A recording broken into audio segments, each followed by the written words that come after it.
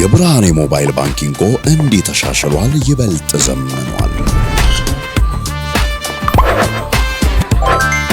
በብርሃን ፍጥነት ያሻውትን የሚፈጽሙት ጊዜውን የሚመጥን የሞባይል ባንኪንግ አገልግሎት ከብርሃን ባንክ።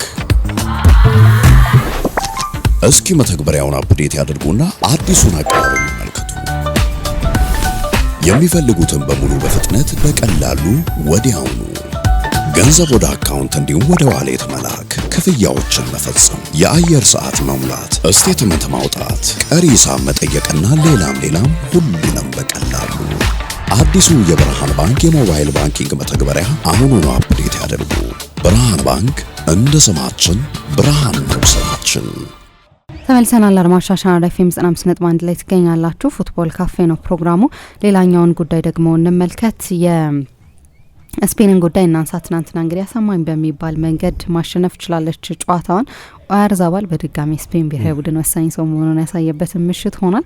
ግን ከዛ ውጪ ቡድን ውስጥ የነበሩት የምናውቃቸው አንዳንድ ጥንካሬዎችም የተመለሱበት ምሽት ነበር። እናንሳኝ ጉዳይ ልክ ነው። እስካሁን ድረስ ከኬፕ ቨርድ፣ ከሳውዲ አረቢያ፣ ከኡሩጓይ ጋር በተደረጉት የምድብ ጨዋታዎች የስፔን ብሔራዊ ቡድን ምንም እንኳ 7 ነጥብ ይዞ ያለፈ ቢሆንም ግን የዛሬ 2 ዓመት የደረሰበት አቅም ላይ አልደረሰም። የአውሮፓ ዋንጫን ባሸነፈበት ጊዜ የደረሰበት አቅም ላይ አልደረሰም። በተለይ በማጥቃቱ በኩል በመከላከል በኩል እንግዲህ ትላንትናም ኢላማውን የጠበቀ ሙከራ አልተደረገባቸውም። አንዳንድ ቦታዎች ላይ 3 አንዳንድ ቦታዎች ላይ 4 ሚላ ይቻሉ። በ4 ጨዋታ 3 ይሁን 4 በጣም አስደናቂ ቁጥር ነው። ግን የገጠሟቸው ቡድኖች ኡሩጓይ ሌላ ጊዜ አስቸጋሪ ሊሆን ይችል ነበር፣ ግን እንደሚታወቀው ትልቅ ትርምስ ውስጥ የነበረ ነው። ለ1 ዓመት ለ2 ዓመት የቆየ ትርምስ ውስጥ የነበረ ነው። ኬፕ ቨርድ ትልቅ ስቶሪ ቢሆንም ግን ብዙ የማጥቃት አደገኝነት ያለው ቡድን አይደለም። ሳውዲ አረቢያን በተመሳሳይ።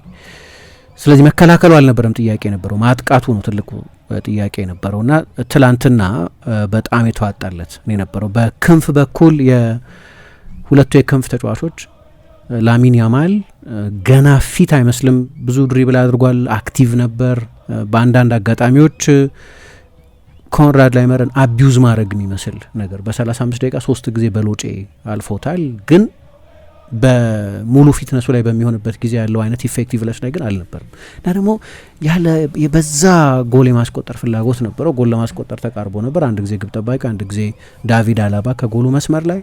ግን የእሱ መመለስ ግን ራሱ ተጫዋቹ ሜዳ ውስጥ ምን አደረገ ከሚለው በላይ ለእንግሊዝ በሚሰጠው ቨርቲካሊቲ ምክንያት ነው አስፈላጊ የነበረው። ራሱ ተጫዋቹ ምን ያደርጋል የሚለው ብቻ አይደለም፣ ራሱ ብዙ ማድረግ የሚችል ተጫዋች ነው። ግን ከሁሉ በላይ የስፔን ብሔራዊ ቡድን የመጀመሪያውን ጨዋታ ሲያደርግ በነ ጋቪ እና በነ ፌራን ቶሬዝ አይነት ምንም አይነት ቀጥተኝነት ለቡድኑ መስጠት በማይችሉ ተጫዋቾች ነበር የዓለም ዋንጫውን ከኬፕ ቨርድ ጋር በተደረገው ጨዋታ የጀመረው። ላሚን ያማል እንደ ተጫዋች ባለው ጥራት ብቻ ሳይሆን እንግዲህ በአንድ ጊዜ 3 ተጫዋቾች ማርክ የሚያደርጉት አይነት ብዙ አትራክት የሚያደርግ አይነት ተጫዋች። ኮንራድ ላይመር ብቻውን አልነበረም ሊቆጣጠሩ ይሞክር የነበረው። አብሮት ሳቢትሰር ይመለሳል ያለ ኳስ፣ ሌላ አንድ ተጫዋች ይመጣል። 2 ወይ 3 ተጫዋቾች ሁል ጊዜ አብረውታሉ። ለዛ ነው ብዙ ክሊፖቹን ስታይ፣ ቪዲዮዎቹን ስታይ፣ ኢቭን የትላንትናው ጨዋታ ላይ ክሊፕ የሆኑትን የላሚን ያማል ሞመንቶችን ብቻ ብታይ በተናጥል ከአንድ ተጫዋች ጋር አታገኙም። ያ ግን የሚሰጠው ጥቅም አለ ለስፔን ብሔራዊ ቡድን፣ ሌላ አይነት የማጥቃት ቫራይቲ ይሰጣል። አሌክስ ባዬና እድለኛ አልነበረም ጎል አለማስቆጠሩ ትላንትና። የላሚን ያማል አይነት ተጫዋች አይደለም፣ ወይም የኒኮ ዊሊያምስ አይነት ተጫዋች አይደለም። ተመሳሳይ ቨርቲካሊቲ የለውም፣ ተመሳሳይ ቀጥተኛ ሩጫዎች የሉትም። የበለጠ የፕሌይ ሜኪንግ ችሎታ ያለው ግን በጣም የተዋጣለት ነበር። አሁን ትላንትና 3ቱም ጎሎች የተነሱት ከግራ ክንፍ በኩል ነው የነበረው። ስለዚህ የክንፍ አጨዋታቸው ተመልሷል ማለት ነው። እንዲያውም አንደኛው ጎል ሲቆጠር አንደኛው ፉልባክ ለሌላኛው ፉልባክ ሰጡት፣ ኮስቱ ኮስት የሚባል ፔድሮ ፖሮ ነው ጎሉን ያስቆጠረው። ትላንትና 2 አሲስቶች ሰጥቷል ማርክ ኩኩሬያ። በኋላ ጥፋት ተፈጽሟል በሚል ተሻረበት እንጂ መጀመሪያ እንደውም ጎል አስቆጥሮ ጭምር ነበር። በጣም ተሻሽሏል። በዚህ በሌሎቹ ጨዋታዎች ላይ ያላየነው አይነት ማለት ነው። በቀኝ መስመር ተከላካይነት በኩል ከማርኮስ ዮሬንቴ የበለጠ የኦቨርላፒንግ ችሎታ ያለው ላይ እየመጣ ማጥቃቱን ማሻሻል የሚችል የፍጹም ቅጣት ምት ሳጥን ውስጥ የመገኘት መብት ያለው አይመስልም አይደል? ለቀኝ መስመር ተከላካይ ጎሉን ባስቆጠረበት ጊዜ በጣም ቁልፍ ጎል ነው ደግሞ። ግን ከዛ አይነት ባህሪ ያለው የክንፍ ተጫዋች የሚገኝ ተጨማሪ የማጥቃት አማራጭ አለ እና የተለወጠው ትልቁ ነገር የሚመስለኝ በሌሎቹ 3 ጨዋታዎች ላይ ያልነበረው የዛሬ 2 ዓመት የነበረው እና ትላንትና ምሳ አሁን እንደጠቀስሽው በመጠኑ ሪካቨሪ ያደረጉት የሚመስለው ነገር ይሄ ክንፍ አጫወት ነው። ከፉልባኮቹም ከክንፍ ተጫዋቾቹም የመጣው ነገር ማለት ነው። ትልቅ ልዩነት ነው የነበረው። እንግዲህ አሁን ትላንት ስለ ስፔን በመጠኑ ስናነሳ ያልነው ጉዳይ ወደ ሉዊስ ኤንሪኬ የ2022 የስፔን ቡድን የተመለሰ መሰለ። ብዙ ፖሴሽን ግን በቂ አደገኝነት የሌለው ብዙ ምንድነው አኖኒሚቲ ያለው አደገኛ ያልሆነ ነው የነበረው እና ትላንትና ይሄ ተለውጧል። ተጫዋቾቹ በራሳቸው የሚያደርጉት ነገር መኖሩ እንደተጠበቀ ሆኖ ግን ደግሞ ለቡድኑ የሚሰጡት ሌላ የማጥቃት ዳይሜንሽን ሌላ የማጥቃት አማራጭ አለ እና ትላንት በዚህ ምክንያት በጣም ተለውጦ ነበር። ትልቅ የቶርናመንት ቡድን ጎል አስቆጣሪ ያስፈልገዋል። ዋንጫ የወሰዱ ቡድኖች ብዙ ጊዜ እንደዛ ናቸው። ጎል አስቆጣሪ ተጫዋች ያስፈልጋቸዋል። አሁን ዘንድሮ ፈረንሳይ የዓለም ሻምፒዮን የምትሆን ከሆነ ምንም ጥያቄ የለውም። እምባፔ ያው አስደናቂ የዓለም ዋንጫ ያሳለፈ ስለሆነ ነው። አርጀንቲና እንደገና የምትወስድ ከሆነ ምንም ጥያቄ የለውም። ሊዮኔል ሜሲ ብዙ ጎሎች ያስቆጠረ ስለሆነ ነው። እንግሊዝ የዓለም ሻምፒዮን የምትሆን ከሆነ ጥያቄ የለውም። ሃሪኬን ብዙ ጎሎች እያስቆጠረ ስለሆነ ነው። ኖርዌይ የውድድሩ ዳርክ ሆርስ ትሆናለች እያለ ሰው ሁሉ ይገምት ነበር። ኖርዌይ መጨረሻ ላይ ብዙ ርቀት የምትሄድ ከሆነ በሃላንድ ጎሎች ምክንያት ነው ብዙ ርቀት የምትሄደው። ብራዚል ሻምፒዮን የምትሆን ከሆነ እንደነዛ አሁን እንደጠቀስኳቸው ተጫዋቾች አጥቂ ባይሆንም በእርግጥ ሜሲ አጥቂ አይደለም ወይም 9 ቁጥር አይደለም እንደነ ሃላንድ ወይም ሃሪኬን አይነት ግን በቪኒሽስም ጎሎች በመታገዝ ነው።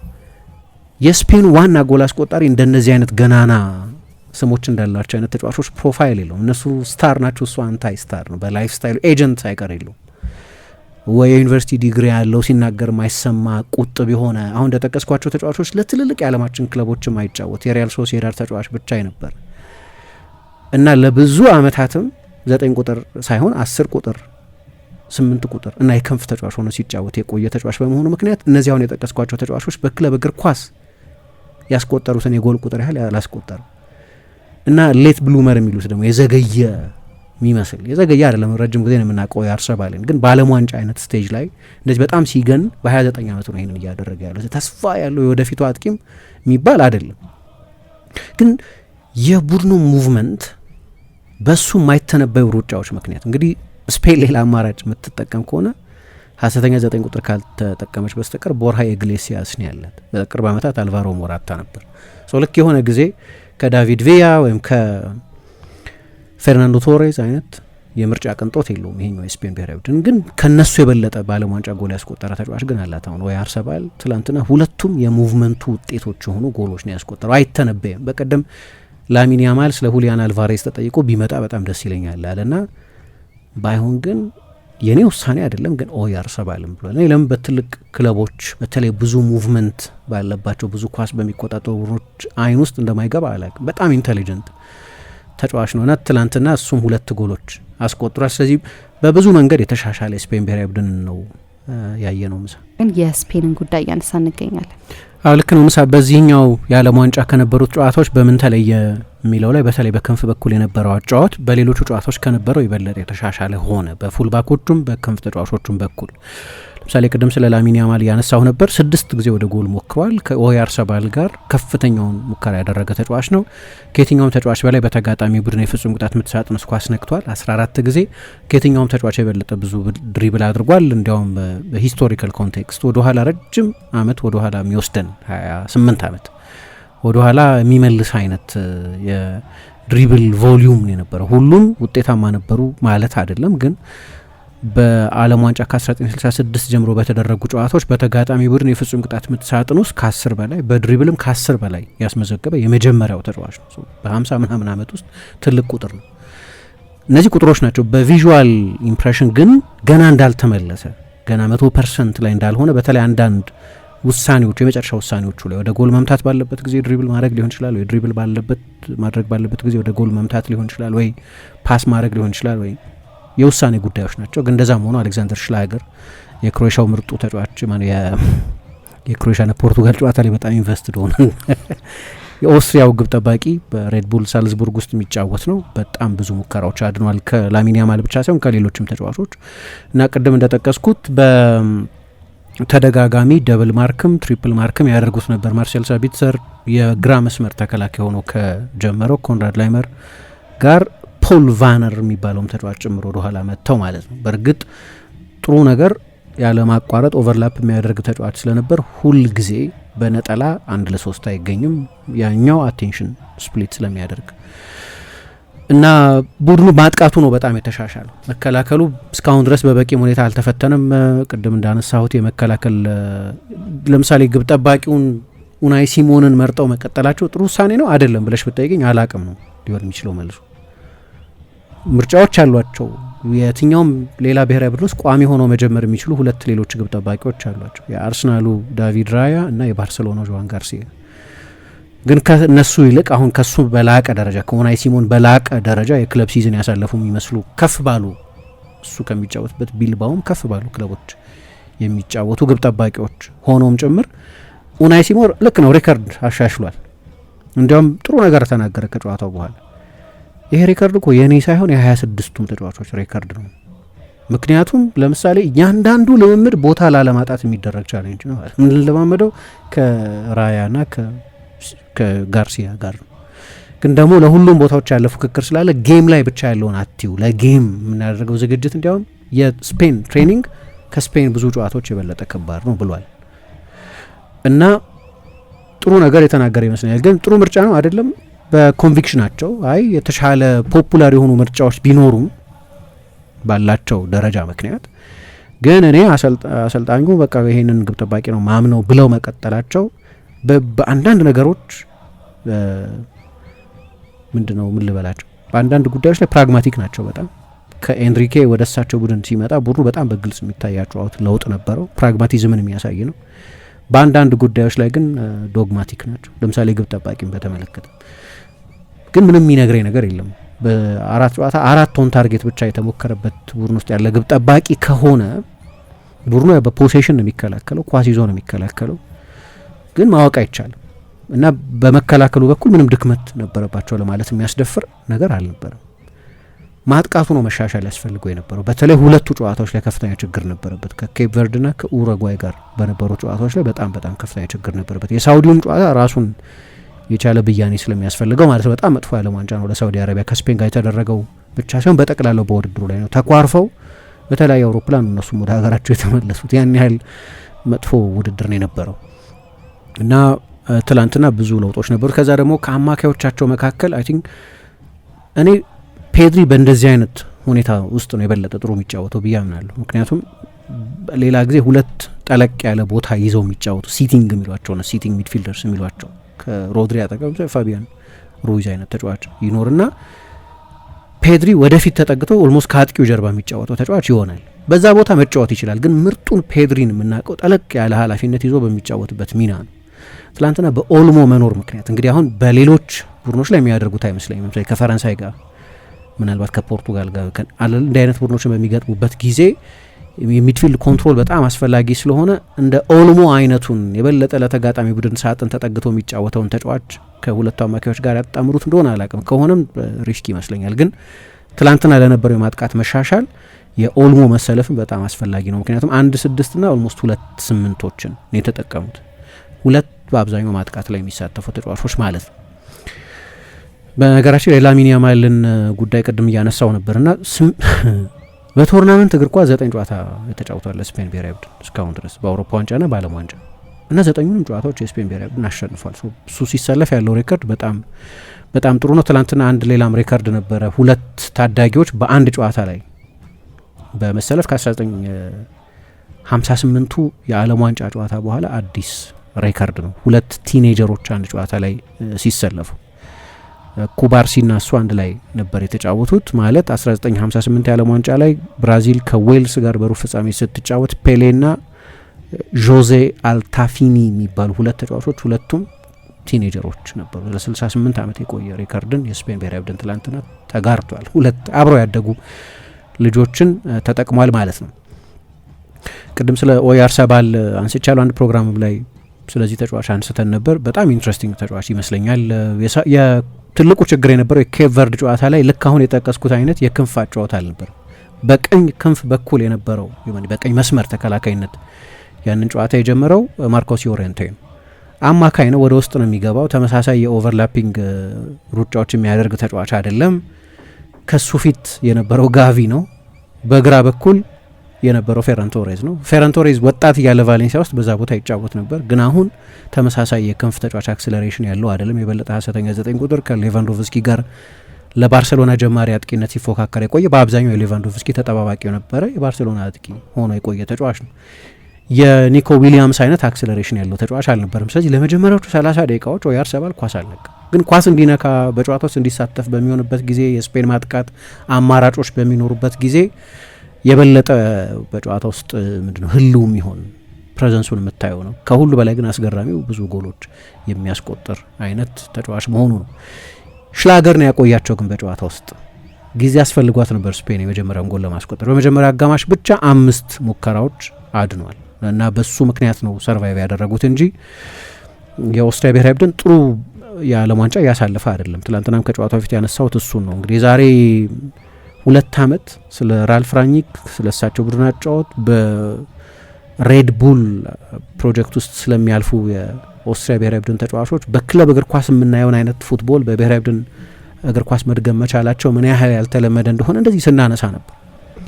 አሁን እንደዛ አይደለም እና አንዳንድ ቁጥሮቹንም ስታይ ያንን በሚገባ ይነግርሻል። ለምሳሌ ያለፈው የአውሮፓ ዋንጫ ላይ የኦስትሪያ ብሔራዊ ቡድን በ3ኛው የሜዳ ስፍራ አታኪንግ ሰርድ በሚባለው ላይ 6 ጊዜ ኳስ ይቀማ ነበር። አሁን 2 ጊዜ ብቻ ነው ኳስ የሚቀማ ማለት በ3 እጥፍ ቀንሷል። መሀል ላይ ኳስ መልሰው የሚቀሙበት ቁጥር በ3 ቀንሷል። ከ20 ወደ 17 ወርዷል። የሙከራዎቻቸው መጠን በ4 ቀንሷል። ከ12 ወደ 8 ተንሸራቷል። በ3ኛው የሜዳ ስፍራ በመጨረሻው የማጥቃት 30 ሜትር ላይ አካባቢ ፋይናል ሰርድ በሚባለው ላይ የሚቀባበሉት የፓስ ብዛት ከ159 ወደ 112 ወርዷል። እንደ ድሮ ፕሬስ አያደርጉም። የድሮ አይነት ኢንቴንሲቲ የላቸውም። የሚገርም ነው በ2 ዓመት ልዩነት ውስጥ የተፈጠረው ልዩነት እና ያ አይነት ተመሳሳይ ነገር አልነበራቸውም። በትላንትናውም ጨዋታ ላይ የአርጀንቲናው ጨዋታ ላይ አንስቼዋለሁ። እንዲያውም በመሰረት ሀሳብ ደረጃ ኢን ፕሪንሲፕል ለኦስትሪያ ብሔራዊ ቡድን የስፔን የአርጀንቲና አይነት ቡድኖች ለካውንተር ፕሬሲንግ የሚመቹ ናቸው። እንዲያውም ከትልልቅ ቡድኖች ጋር የሚሰራ የጨዋታ ባህሪ ያለው ቡድን ይሄ ቡድን። ምክንያቱም አሁን በምድብ ጨዋታዎች ላይ በምን ተቸገሩ መሰለሽ? ኦስትሪያ ማትወደውን ነገር እንዲያደርጉ የሚጠይቁ ቡድኖችን ማየት ጀመር እና ኳሱን በቃ ይለቃሉ። ይሄ ደግሞ በትዕግስት ኳስ ተቆጣጥሮ በመጫወት የሚታወቅ ቡድን አይደለም። ከአልጄሪያም ጋር ይሁን በሌሎች በዚህ የዓለም ዋንጫ ላይ ባየናቸው ሌሎች 2 የምድብ ጨዋታዎች ከአርጀንቲና ውጪ ባደረጓቸው ጨዋታዎች ከሄይቲ ጋር ነው የተጫወቱት። አንደኛውን ጨዋታ የግድ ኳስ መቆጣጠር ነበረባቸው። እሱ ደግሞ ያንን የታወቀውን ገገም ፕሬሲንግ ለመተግበር የሚሆን አይደለም።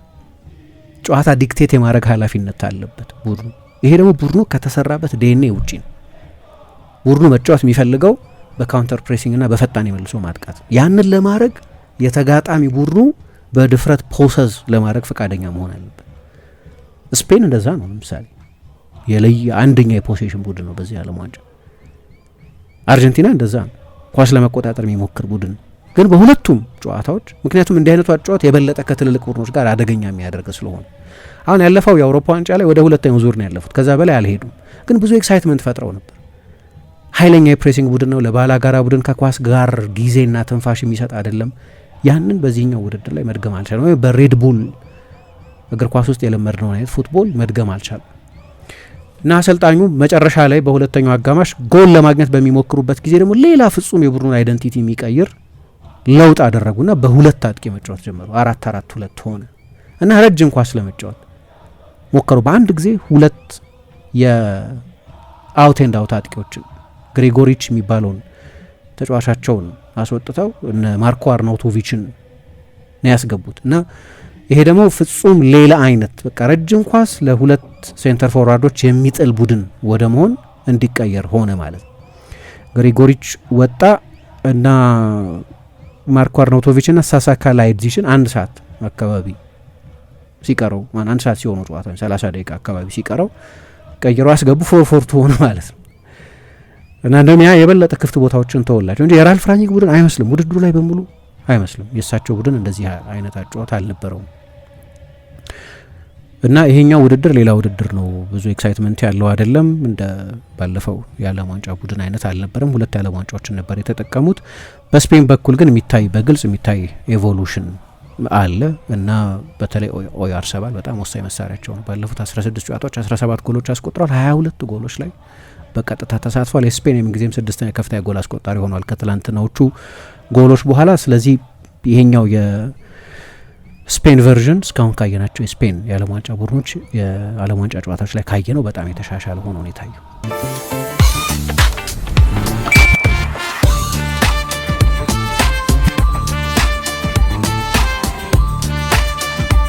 የብርሃን የሞባይል ባንኪንጎ እንዲህ ተሻሽሏል፣ ይበልጥ ዘምኗል።